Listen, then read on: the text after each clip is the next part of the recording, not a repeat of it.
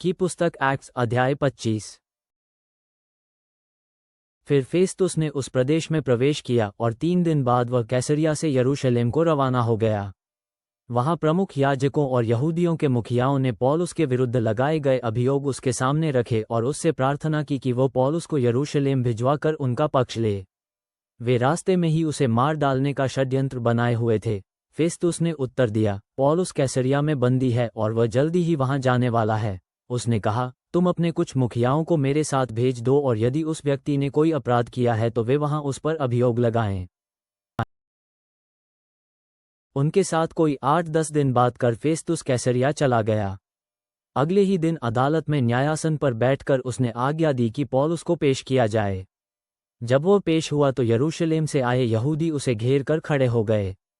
उन्होंने उस पर अनेक गंभीर आरोप लगाए किंतु उन्हें वे प्रमाणित नहीं कर सके। पौलुस ने स्वयं अपना बचाव करते हुए कहा, मैंने यहूदियों के विधान के विरोध में कोई काम नहीं किया है, न ही मंदिर के विरोध में और न ही कैसर के विरोध में। फेस्तुस यहूदियों को प्रसन्न करना चाहता था, इसलिए उत्तर में उसने पौलुस से कहा, तो क्या तू यरूशलेम जाना चाहता है ताकि मैं वहां तुझ पर लगाए गए इन अभियोगों का न्याय करूं? पौलुस ने कहा, इस समय मैं कैसर की अदालत के सामने खड़ा हूं। मेरा न्याय यहीं किया जाना चाहिए। मैंने यहूदियों के साथ कुछ बुरा नहीं किया है, इसे तू भी बहुत अच्छी तरह जानता है।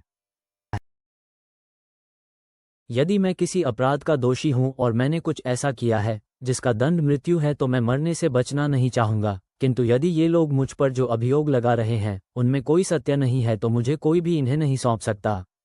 यही कैसर से मेरी प्रार्थना है। अपनी परिषद से सलाह करने के बाद फेस्तुस ने उसे उत्तर दिया, तूने कैसर से पुनर्विचार की प्रार्थना की है, इसलिए तुझे कैसर के सामने ही ले जाया जाएगा। कुछ दिन बाद राजा अग्रिपा और बिरनीके फेस्तुस से मिलते कैसरिया आए। जब वे वहां कई दिन बिता चुके तो फेस्तुस ने राजा के सामने पौलुस के मुकदमे को इस प्रकार समझाया, यहाँ एक ऐसा व्यक्ति है जिसे फेलिक्स बंदी के रूप में छोड़ गया था।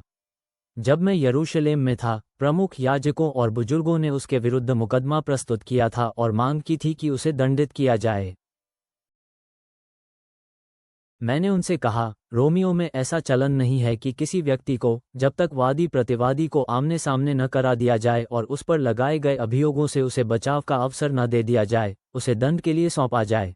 सो वे लोग जब मेरे साथ यहाँ आए तो मैंने बिना देर लगाए अगले ही दिन न्यायासन पर बैठकर उस व्यक्ति को पेश किए जाने की आज्ञा दी।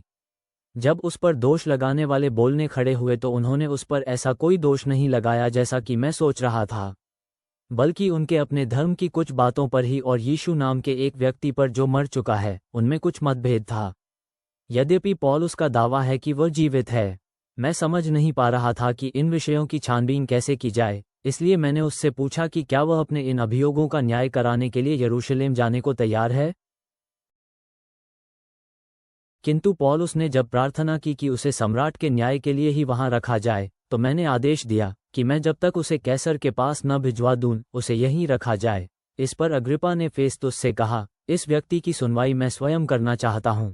फेस्तुस ने कहा, तुम उसे कल सुन लेना। सो अगले दिन अग्रिपा और बिरनीके बड़ी सज-धज के साथ आए और उन्होंने सेनानायकों तथा नगर के प्रमुख व्यक्तियों के साथ सभा भवन में प्रवेश किया। फेस्तुस ने आज्ञा दी और पौलुस को वहां ले आया गया। फिर फेस्तुस बोला, महाराजा अग्रिपा तथा उपस्थित सज्जनों, तुम इस व्यक्ति को देख रहे हो जिसके विषय में समूचा यहूदी समाज यरूशलेम में और यहाँ मुझसे चिल्ला चिल्ला कर मांग करता रहा है कि इसे अब और जीवित नहीं रहने देना चाहिए। किंतु मैंने जांच लिया है कि इसने ऐसा कुछ नहीं किया है कि इसे मृत्युदंड दिया जाए, क्योंकि इसने स्वयं सम्राट से पुनर्विचार की प्रार्थना की है, इसलिए मैंने इसे वहां भेजने का निर्णय लिया है। किंतु इसके विषय में सम्राट के पास लिख भेजने को मेरे पास कोई निश्चित बात नहीं है। मैं इसे इसीलिए आप लोगों के सामने और विशेष रूप से हे महाराजा अग्रिपा तुम्हारे सामने लाया हूं ताकि इस जांच पड़ताल के बाद लिखने को मेरे पास कुछ हो। कुछ भी हो, मुझे किसी बंदी को उसका अभियोग पत्र तैयार किए बिना वहां भेज देना असंगत जान पड़ता है। स्वर्गीय पिता, हम तेरे सामने कृतज्ञता से भरे हृदय के साथ आते हैं पौलुस के उस दृढ़ता के उदाहरण के लिए जो उसने विपत्ति के समय में दिखाए। हमारी सहायता कर कि हम अन्याय का सामना करते समय विश्वासयोग्य और साहसी बने रहें और तेरी दिव्य योजना पर भरोसा रखें, भले ही मार्ग अस्पष्ट हो। हम उस सत्य और अनुग्रह को अपने जीवन में उतार सकें जिसे साझा करने के लिए तूने हमें बुलाया है, और अपनी मान्यताओं में अटल रहें।